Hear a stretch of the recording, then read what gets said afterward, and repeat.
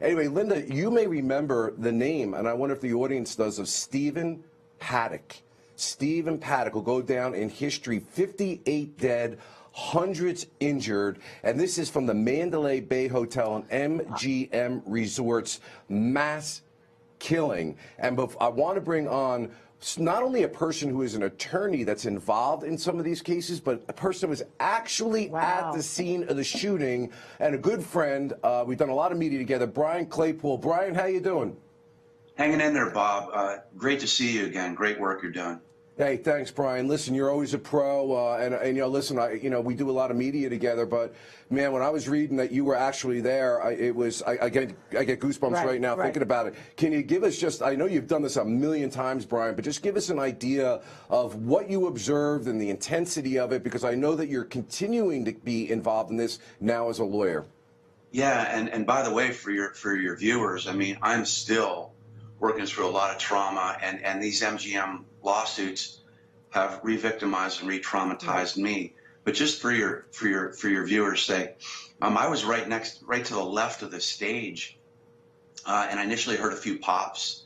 You know, like everybody else, I thought it was fireworks, but I looked up in the sky behind me, I didn't see anything, so I was initially getting worried. And then I just started looking right at Jason Aldean's face, he was singing, because I knew that if he reacted and left the stage, that it was going down, something bad. And then I'll just never remember the moment where I saw him cup his guitar like under his armpit and rush off the stage. And man, I got to tell you, Bob, for a moment there, I thought it was going to be the end of the world. And then the mass shooting started, and you know, I kind of ducked. I just ducked, and then what I did is I put my two hands over my ears like this, because I expected to be hit by some bullets, and I didn't want them to hit my brain, my head. But in so doing that, though, it was so terrifying, because some people were still standing, and I was grabbing at the bottom of their pants, like yelling, "Get down, get down!" And I mean, I fully expected to die during that first round of shots, because the bullets felt like they were right next to me. I could hear them pinging. You could feel the energy of the bullets. I didn't think I'd get back to see my little girl. Gosh, Brian, you know, and I've known you a number of years, and I know your energy on TV and your facial expressions, and I can see that this is, you know, greatly affected you, as it did all of us. When we know somebody is actually there, it takes on a completely different dimension. But listen, let's talk about this second victimization that you referred to, because, you know, I'm really disturbed, and I want you to explain to our viewers the law. But I want to read a quote from MGM that I find to be despicable, okay, in terms of what it is that they are doing. And they should take it on the chin financially for this, and they should take it on the chin as far as people who are patronizing these places, because they're essentially trying to stop these lawsuits. And if I got this right, Brian, and I know I do, here is a quote as to why they're trying to stop the lawsuits, and then I want you to tell me exactly what's happening legally.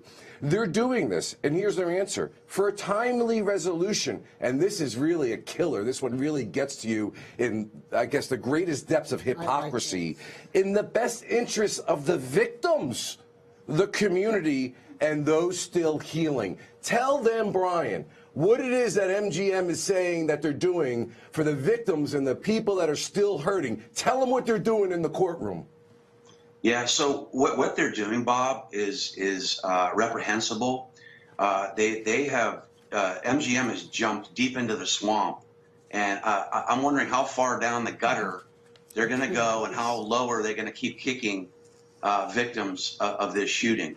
So what they're doing, just so everybody's clear, there have only been a handful of lawsuits filed. I represent over 75 victims. I'm partnering with Robert Eaglet and his firm in Vegas. We've only filed a handful of lawsuits, Bob. A lot of folks don't know that. What they did, though, MGM, is they went out and got the names of about 2,500 victims who they think are going to file lawsuits. And then they file 2 federal court actions, one in Nevada, one in California, to preempt the impending lawsuits that we planned on filing, and to seek an order from a judge that they are immune from liability under this nebulous law that was enacted by Congress in 2002 called the Safety Act. So they're trying to hide behind this law to get a declaration that they have no liability in the Vegas shooting.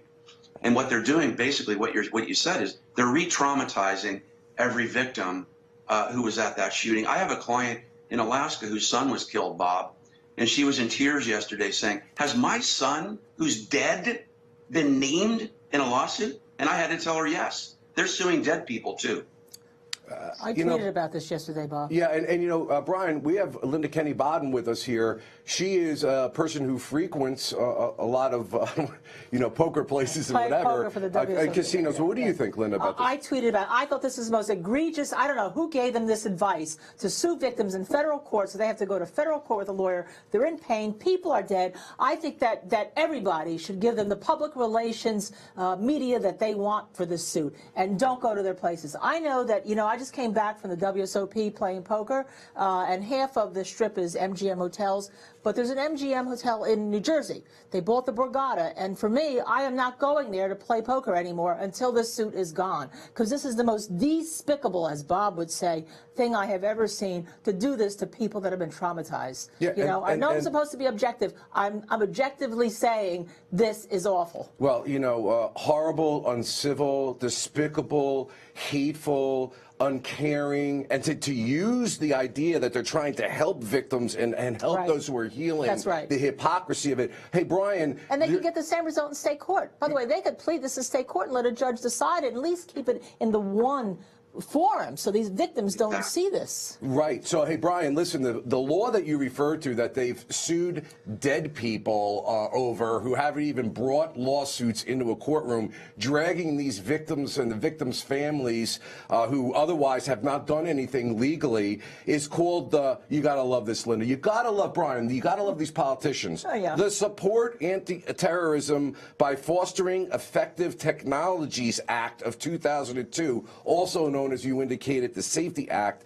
which essentially says you can't be held liable to defendants for death or injury or damages stemming from attacks because what they're saying, the company, is they employed security measures from a company that was certified by the Department of Homeland Security. So simply because a company was certified by Homeland Security, they went out, found victims, found people who haven't brought legal action, and filed a lawsuit against them. Do I have that right, Brian? Yeah, Bob, you hit the nail on the head. That's exactly it. But there's two fundamental problems with the MGM's argument. Number one, the immunization from liability only occurs if it arises out of, quote, a terroristic act, terrorism. And here's the irony in all of this. Sheriff Lombardo in Las Vegas made it perfectly clear 100 times or more on TV all over the world that this was not an act of terrorism. Remember all that? Mm-hmm. Yeah. You're like, we're clear, this is not terrorism. Well, guess what, MGM? Guess what? That's going to nip you in the butt, because this is not an act of terrorism, and we're going to make the argument in court that this Safety Act does not apply. That's the first argument. And then here's the second one nobody's talking about. Even if some judge, a federal judge in Nevada or California, somehow thought that this was an act of terrorism, MGM still has to prove that the security company that they employed at the Route 91 concert was, and these are exact words in the law, effective and had utility. Think about that, you guys, for a second.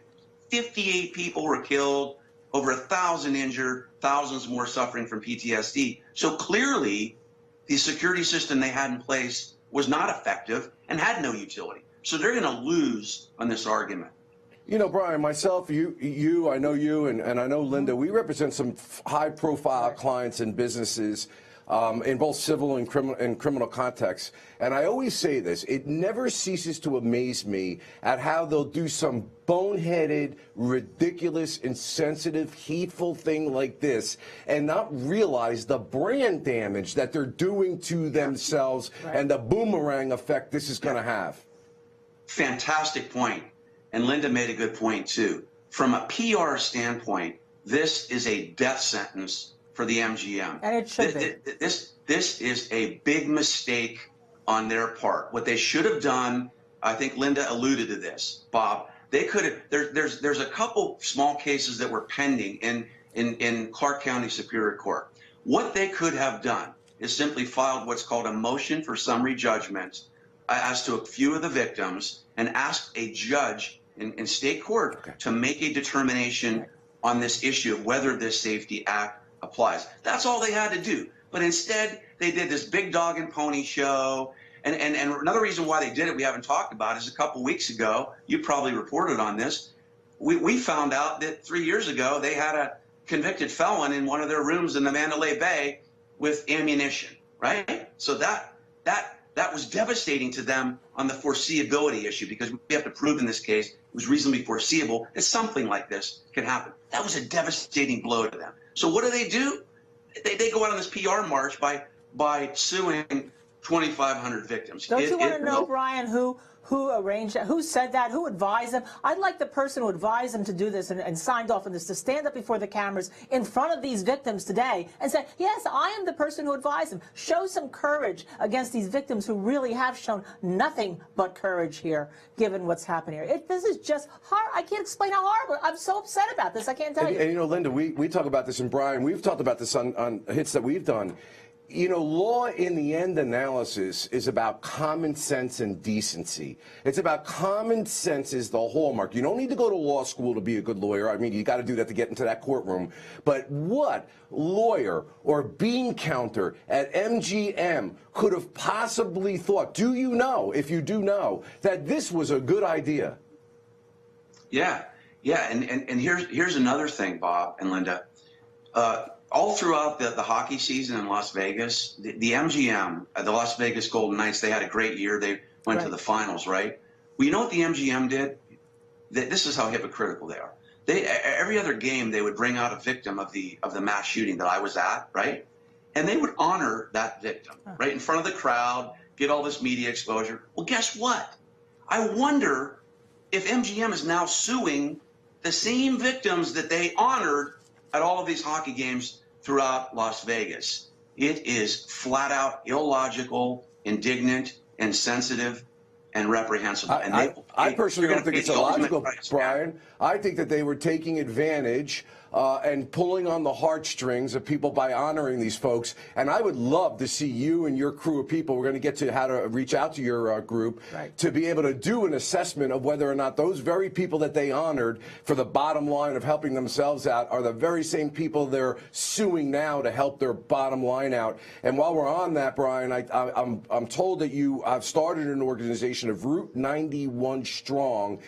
Please tell us what that's about and how we can reach out. Yeah, thanks for mentioning that, because you might be talking to my co-founder soon. Her name's Lisa Fine. Lisa and I were both survivors, and we formed Route 91 Strong within 2 days of the shooting. We hadn't eaten in 3 days, hadn't slept, but we felt like we needed to do something.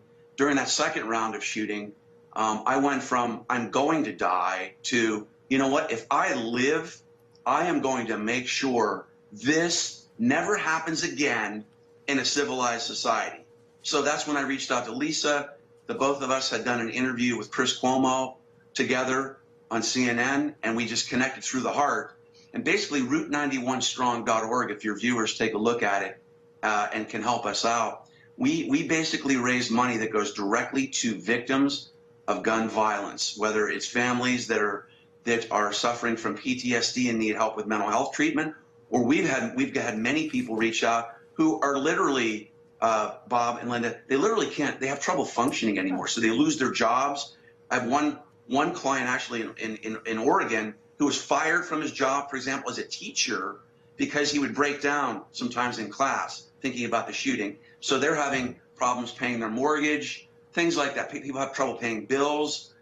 So that's what we do. We are going to support victims of gun violence throughout the rest of our lives. Our legacy has been changed, altered, and galvanized through this mass shooting. We're trying to do something positive out of this negative situation. Now, Brian, just real quick, we got time for one more question. This was not where you guys were at this concert. Was not actually on an MGM property. Is that right? Well, now that we've researched that, and an entity of a subsidiary of MGM. It's MGM Realty Inc. They owned that property. Wow. So that's going to hurt them. It's going to hurt them in this litigation. That property is owned by a subsidiary of MGM. Well, that's a really important fact. And one of our, I love our viewers and the people in the chat room. BB314 asked this question, and I'm curious as to whether or not you, what your thoughts are. And the statement is, no more casino, hotel, outdoor concerts. What are your thoughts about that? Well, I think it depends on where the concert takes place, but I'll never go to another outdoor concert in Las Vegas. I mean, it's extremely dangerous. We haven't talked much about the security that MGM had at the venue. I was there at the venue, Bob, and I will tell you that other than a couple of Las Vegas PD in uniform, I didn't really see much in the way of security staff at the venue. And here's another important point we haven't talked about. Is how is the outdoor venue set up? That to answer your viewer's question, it depends on how well it's structured. And what I mean by that is, toward the end of me trying to get out, Bob, I had no idea where I was going. There were no exits. There were hardly any exits at all. And then what happened is I tried to get out through the north end. Police officer was screaming at me. He saw me. I was in open fire. He's like, "Go to the north." And I'm like, luckily I knew where the north was. Right. So then I'm thinking, okay, maybe I'm going to survive.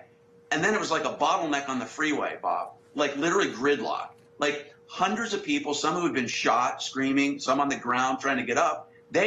We couldn't get out. There was like a 3-foot exit. And that's how people get trampled, right? That's how people get trampled, right? So that's the issue.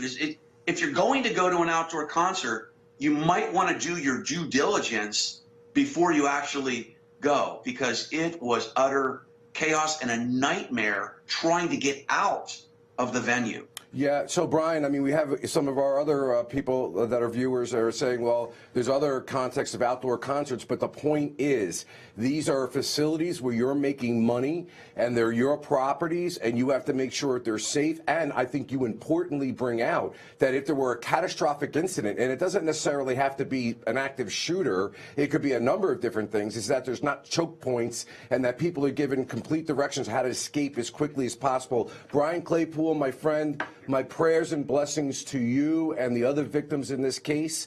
And I want our viewers to, if you could, we'd love you to go to Route 91 Strong. Brian, I wish you the best, my man, and I hope that everything with you and and these lawsuits and making sure that they get thrown out and holding MGM to task comes to fruition. Let's go to a break. Thank you, Bob. Thank you. You got it, Brian. Thank you.